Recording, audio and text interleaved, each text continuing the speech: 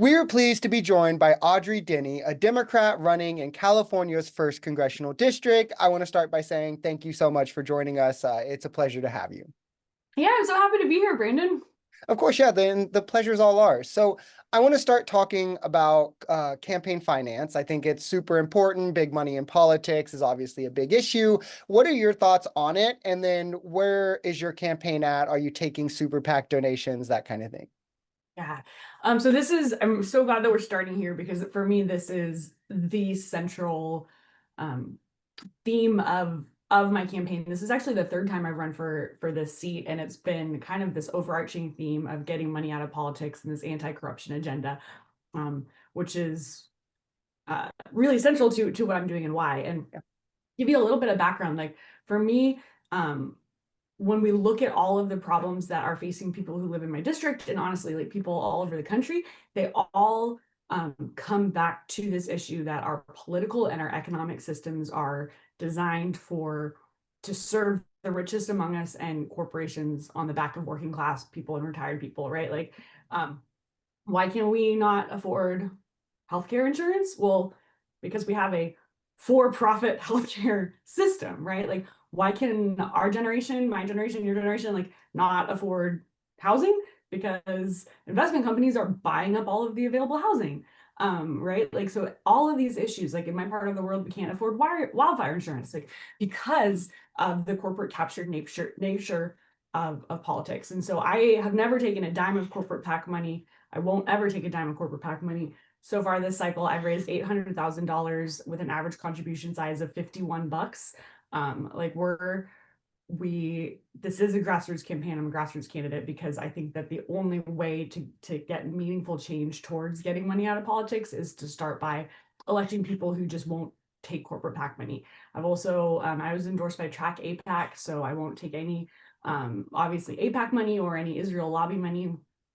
Um, Really just trying to take money from people to fund this until we can get a constitutional amendment to overturn Citizens United, until we can get public financing of elections. We need transparency laws to see how who's donating to every single super PAC and independent expenditure. I don't think that they should be allowed to exist.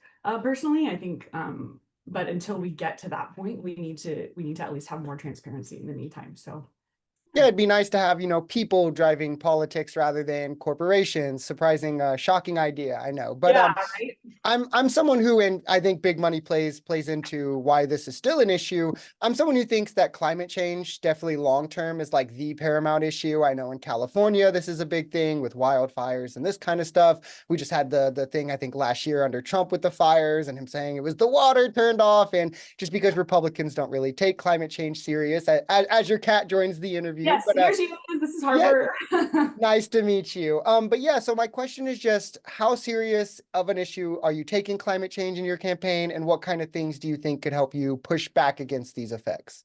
Yeah. So this is one of the things that's the absolute most fun and most important things for me to talk about. So I like my background is in education, but specifically agriculture education. So I grew up on a family farm. I've worked internationally doing agriculture and human rights work. And I just care so deeply about our natural resource and our land management and how that is actually the biggest lever that we have to make a tangible difference on turning the dial back on climate change. So we talk a lot in like the climate change mitigation world about emissions reductions, right? Like how are you going to reduce our fossil fuel emissions? How are we going to make a just transition to renewable energy? All these things are really, really important, right? But in my part of the world, in the district that I'm running to represent, it's 42% federal land, and most of that is United States Forest Service land.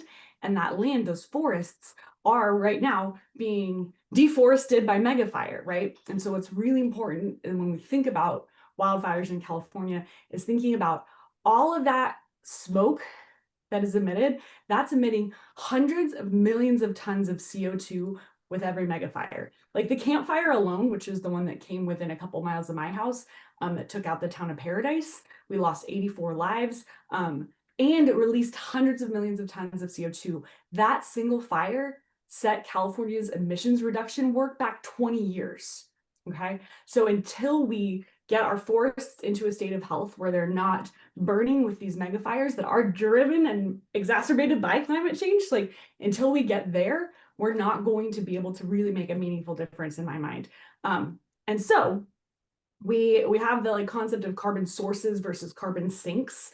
And carbon sources, our forests right now, when they're burning, are massive carbon sources. Yep. But when we restore them to ecological health, they actually become carbon sinks, and they're actually, the trees in our forest will actually sequester or store carbon in the soil.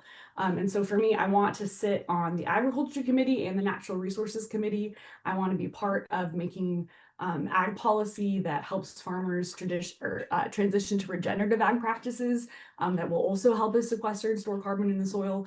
And I really want to, I view part of my job as the member of Congress from California's first district as this kind of federal lands manager, and how do we oversee and shape that policy to make sure that our natural and working lands are actually helping us turn the dial back on climate change, instead of just trying to stop the bleeding. Obviously have to stop the bleeding before we can turn the dial back, but we need to do all of these things if we want a planet for future generations to be able to exist on, right? Yeah. I'm curious to ask you, I always ask, like, when I interview like climate researchers and stuff, I ask them this question. For you, more so, I guess, with Republicans, I think a lot of the time Republicans kind of downplay climate change. So a lot of their voters kind of don't take it as serious of an issue. What is the pitch, or how do you think Democrats should sell this, like you during your campaign, to maybe those in the middle, those who lean right, or even those who lean left, but say, I don't think climate change is that serious or an issue? How do you reach them that this is something we should be focused on? So what's really interesting about this particular issue is that we know it's become more of like a less of a knowledge issue and more of like a value belief system issue. Mhm.